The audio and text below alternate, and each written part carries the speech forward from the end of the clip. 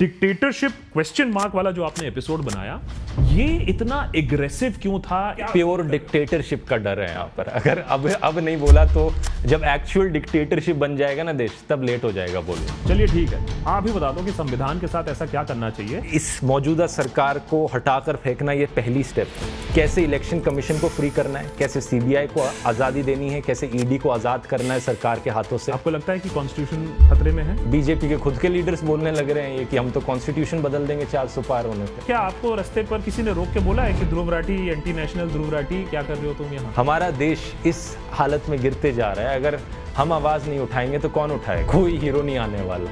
आपके तार आम आदमी पार्टी से जुड़े नहीं, ये सब झूठ है, ये झूठे आरोप लगाते हैं। अगर मुझे सही में पार्टी से पैसे लेने होते तो मैं बीजेपी के पास जाता सबसे पहले। सबसे ज्यादा पैसे उन्हीं के पास है।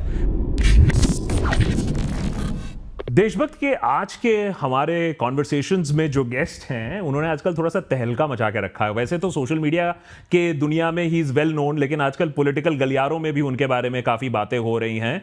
ध्रुव Rathee, many thanks for joining us here on Deshbhakt conversations. Always a pleasure having a conversation with you. लेकिन आज का कॉन्वर्सेशन थोड़ा ज्यादा खास है, specially because we are just a few days away from the elections. और आपके जो आजकल वीडियो आ रहे हैं, काफी धुआंधार वीडियो चल रहे हैं। एजुकेशन से जो आपके ऑलरेडी काफी पॉपुलर वीडियो हुआ करते थे, और अब जो पॉलिटिकल वीडियोस आ रहे हैं, उनमें एक नया जोश दिख रहा है, तेजी दिख रही है, एग्रेशन दिख रहा है। तो मेरा सबसे पहला सवाल, without beating around the Bush, let's address the elephant in the room. ये जो डिक्टेटरशिप क्वेश्चन मार्क वाला जो आपने एपिसोड बनाया, ये इतना एग्रेसिव क्यों था? इसके तेवर बिल्कुल अलग क्यों थे आपके दूसरे वीडियो से? वो थोड़े से बैलेंस्ड होते हैं, थोड़ा सा एक उनमें ठहराव होता है, लेकिन इसमें थोड़ा गुस्सा ज्यादा दिखा। अब देखो, कोई भी इंसान अगर अपने देश की परवाह करता है, जो भी चीज़ें मैंने उसमें बताई, सबको जानकर शौक लग जाना चाहिए जो भी मैंने बताया। अगर आपको थोड़ी सी भी फिक्र है ना देश की, आपकी आंखें खुल जानी चाहिए। यही मैंने उस वीडियो में भी कहा था कि जो हो रहा है देश में आज के दिन, तो मेरे अंदर भी वही फीलिंग आई कि मैं भी अपना नॉर्मली एजुकेशन वीडियोस बनाते रहता हूँ, लेकिन जब मैंने देखा कि एग्जैक्टली क्या क्या हो रहा है और देश कितने संकट में है आज के दिन, तो मैंने सोचा अगर अब नहीं बोलूँगा तो कब बोलूँगा इसके बारे में, और मैं नहीं बोलूँगा तो और कौन बोलेगा अगर हर कोई चुप बैठा रहा। मैंने ये भी देखा कि ये ऐसी चीज़ें नहीं थी जो उसी वक्त हुई थी, कुछ चीज़ें थी जो पहले कुछ हो चुकी थी, कुछ महीने से हो रही थी, कुछ सालों से हो रही थी। लेकिन जब कोई दिखी ही नहीं आवाज़, तो मुझे लगा कि मुझे ही करना पड़ेगा। ये बात सही है कि आपने जो उस वीडियो में, उसमें आपका जो कलेक्शन ऑफ फैक्ट्स था वो बहुत इंटरेस्टिंग था, लेकिन ऐसा कुछ नहीं जो पहले रिपोर्ट नहीं हुआ है। एग्जैक्टली। बहुत लोगों को तब भी शौक लगा कि डिक्टेटर तो एक होता है देश में जो गलत हो रहा है उसको स्टेट करना, जो आप पहले भी कर चुके हो, हम भी करते हैं यहां देशभक्त पर। लेकिन बहुत लोगों को शौक लगा कि आपने उस वीडियो का जो टाइटल दिया, उस वीडियो का जो डायरेक्शन है, why such a hard stand भाई? किसी भी और डिक्टेटरशिप से कंपेयर कर लो आप, जो एक्चुअली में यही चीज़ मैंने उस वीडियो में कही थी। मैं ये नहीं कह रहा कि देश ऑलरेडी डिक्टेटरशिप बन चुका है, लेकिन जिस तेजी से चीज़ें होए जा रही हैं, और वो वीडियो तो कितना हो गया, 1.5 महीने पहले रिलीज़ हुआ था, 2 महीने पहले रिलीज़ हुआ था, उसके बाद भी जो चीज़ें हुई हैं, कांग्रेस के बैंक अकाउंट फ्रीज कर दिए गए, आम आदमी पार्टी के जो टॉप लीडर्स हैं सबको जेल में डाला जा चुका है बिना किसी कन्विक्शन के। तो नॉर्थ इंडिया की जो 2 सबसे बड़ी ऑपोजिशन पार्टीज़ हैं, उन्हीं को ही आप कैंपेन नहीं करने दोगे, तो किस बात की इलेक्शन हो रही है? फ्री एंड फेयर इलेक्शन है ही नहीं है, और अगर फ्री और फेयर इलेक्शन ही नहीं है तो किस बात की डेमोक्रेसी? क्योंकि इलेक्शन तो नॉर्थ कोरिया में भी होती है, रशिया में भी होती है, यही चीज़ मैंने कही थी। तो आपको डर किस बात का है कि डेमोक्रेसी नहीं रहेगी, या ब्रूटल मेजॉरिटी किसी एक पार्टी की आ जाएगी विथ पैतड़े लगाकर?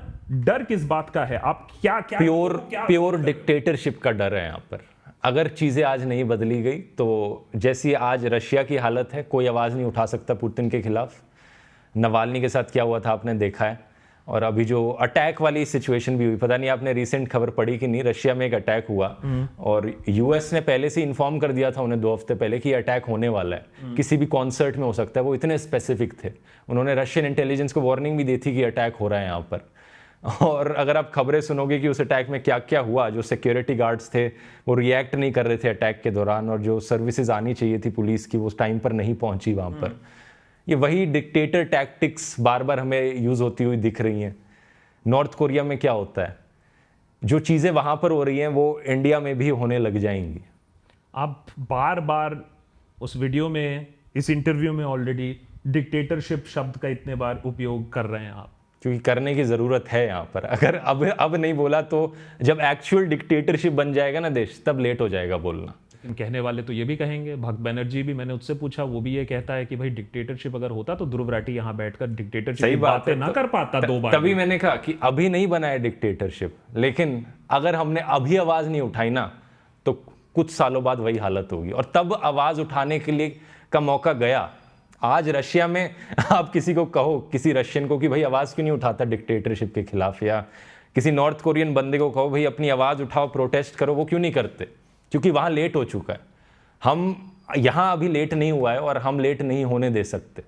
लेकिन ध्रुव, ये भी तो है ना कि आप अपना पॉइंट ऑफ व्यू को सत्य मान के दूसरे लोगों को तो ये नहीं बोल सकते हो ना कि भैया तुम ऐसा करो वैसा करो। लोग तो खुश हैं, आप तो ये डिनाई नहीं कर सकते हो कि लोग तो बहुत मगन हैं। तो ये पॉइंट कहां से आ जाता है कि लोगों को आप बता रहे हो कि इसके लिए करो, ऐसे करो, देश डिक्टेटरशिप में है, लोग तो खुश हैं। लोग कहेंगे हम किसको वोट दे सकते हैं, ऐसा नहीं हम है कि किसको, ऐसा नहीं है कि लोग खुश हैं, लेकिन मैं कहूंगा कि बात उन तक पहुंच नहीं रही है, क्योंकि पूरा का पूरा मीडिया ऑलरेडी खरीदा जा चुका है। हम लोग बचे हैं जो आवाज़ उठाने वाले हैं, हमें भी सेंसर करने की कोशिश करी जा रही है यहाँ पर। तो जब बात उन तक पहुँचेगी ही नहीं तो उन्हें कैसे पता लगेगा? अब ऐसा तो है नहीं कि मैंने कुछ नया बताया हो अपने वीडियो में, जैसा आपने कहा ना, जो भी फैक्ट्स बताए वो सब थे, न्यूज़पेपर रिपोर्ट छपी थी, लेकिन न्यूज़ चैनलों में उनकी बात नहीं हो रही थी, व्हाट्सएप यूनिवर्सिटी में उसकी बात नहीं हो रही थी, सोशल मीडिया पर उसकी बात नहीं हो रही थी। वो खबर आती थी और अखबार के 7वें 8वें पन्ने पर छपकर एक दिन गायब हो जाती थी। यही दिक्कत है। अच्छा चलो, मान लिया कि मीडिया कैप्चर्ड है, काफी हद तक इंफॉर्मेशन लोगों के पास नहीं जा रही है, लेकिन यह बात भी सत्य है कि बहुत लोगों के पास, जिनके पास पूरी इंफॉर्मेशन है, पूरा इंटरनेट है, पूरा मीडिया है, वो भी सब कुछ जानते हुए भी कहते हैं ठीक है ध्रुव राठी तुम जो बोल रहे हो ठीक है, लेकिन हम और किसको वोट दे सकते हैं, देयर इज नो ऑल्टरनेटिव। उसका क्या जवाब है तुम्हारे पास? देखो, ये तो वही बात हो गई जब अगर ब्रिटिश राज था जब देश में, कुछ लोग कहते कि अंग्रेज नहीं तो और कौन। जब देश डिक्टेटरशिप की ओर गिरता जा रहा है, कोई भी ऑप्शन यहाँ पर बेहतर ऑप्शन है। कि मान लो आप गाड़ी में बैठे हो, आपकी गाड़ी पर आग लग जाती है, आपका पहला थॉट क्या होगा? उस गाड़ी से बाहर निकलना ना। या फिर आप ये बैठकर सोचोगे यार मेरी गाड़ी पर आग लग गई, लेकिन if not this car then कौन सी गाड़ी भाई? आप ये सोचोगे कि जब आग जल रही हो आपकी गाड़ी में, सबसे पहले आप उस गाड़ी से बाहर निकलोगे और बाद में सोचोगे कि किस और गाड़ी में बैठा जा सकता है। ठीक है, चलो ओके, अगर ये बात कोई मानता है तो फिर सिटीजन को क्या करना चाहिए? वो अपने आप को अभी ये आप क्या उनको ये बोलने की कोशिश कर रहे हो कि वो जलते हुए गाड़ी में है, वो क्या करें? जलते हुए गाड़ी से फिर क्या करें? मैं सीधा सीधा कहूंगा कि वो गाड़ी जा रही है पोलिंग बूथ की तरफ, वो जल रही है, हाँ बताइए फिर क्या करें वो?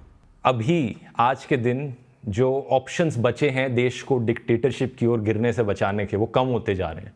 मीडिया पूरा बिक चुका है, इलेक्शन कमीशन के ऊपर प्रेशर है, सरकार चुनती है उन्हें, ईडी सीबीआई जैसी एजेंसीज की कोई रेपुटेशन रह नहीं गई है। सुप्रीम कोर्ट के जजेस के ऊपर इतना प्रेशर पड़ता है कि जब सुप्रीम कोर्ट के जजेस रिटायर हो जाते हैं तभी वो खुलकर बात कर पाते हैं, और जो एग्जिस्टिंग जजेस हैं वो खुलकर डिसीजंस भी नहीं ले पा रहे हैं। और ये इलेक्टोरल बॉन्ड्स का तो सिर्फ एक डिसीजन था जो उन्होंने सरकार के खिलाफ लिया हो, लेकिन कितनी ऐसी और चीज़ें हैं, उन पर अपना प्रेशर है। तो बचा कौन यहाँ पर? बस हम और आप जैसे लोग बचे, जो इस वीडियो को देख रहे हैं वो लोग बचे, देश के नागरिक। और 2024 की ये इलेक्शन यही आखिरी मौका है हम सब के लिए, वोटिंग की ताकत से देश को बचाने का, देश की डेमोक्रेसी को बचाने का। तो सीधा सीधा मैं कहूँगा कि अगर हमें देश को डिक्टेटरशिप की ओर गिरने से बचाना है तो वोट करो जाकर, और अपने आसपास के लोगों को बताओ वोट करें, उन्हें बताओ कि देश आज किस हालत में है। और एक एक व्यूअर जो इस वीडियो को देख रहा है वो सोचना कि आपके पास कितनी ताकत है। अगर हम कितने 1 करोड़ लोग हैं सब्सक्राइबर्स आपके, मेरे मिलाकर होंगे, उससे भी ज़्यादा हैं वैसे, लेकिन अगर हर एक इंसान अपने आसपास के 100 लोगों को बताए सच कि क्या चल रहा है, डिक्टेटरशिप की हालत क्या है, अपने आसपास 100 लोगों को कन्विंस करने की कोशिश करे कि देखो देश यहाँ इस हालत में गिर जाएगा अगर हमने कुछ नहीं किया तो जाकर वोट करो। वोट कैसे करना है, किसी का वोटर आईडी नहीं बनाया, उन्हें बताओ क्या करना है। तो एक एक इंसान 100 पर भारी पड़ सकता है, और ये 1 करोड़ लोग सभी 100 करोड़ लोगों को जागरूक कर सकते हैं। आपको सोशल मीडिया पर इतना भरोसा है कि आप सोशल मीडिया पर नहीं, देश के नागरिकों पर इतना भरोसा है, जो हम लोगों को देख रहे हैं आज के दिन, लोग उन पर इतना भरोसा है। आपको यंगस्टर्स बहुत देखते हैं, ये तो एनालिटिक्स यूट्यूब ही बता देगा। हम लोग ये बात भी करते हैं कि कैसे हमारे पेरेंट्स की जनरेशन को व्हाट्सएप ऑलरेडी खा चुकी है, क्योंकि वो व्हाट्सएप देख देख के उनका दिमाग और भेजा फ्राई हो चुका है। लेकिन यंगस्टर्स से आशा कर सकते हैं, एक ह्यूज चंक ऑफ यंगस्टर्स इस बार वोट करने वाले हैं जिन्होंने ना मेन स्ट्रीम मीडिया कभी देखा है, वो व्हाट्सएप, यूट्यूब, ट्विटर, इंस्टाग्राम देखकर ही बड़े हुए हैं। उनसे ज्यादा आशा है या उनसे कम आशा है?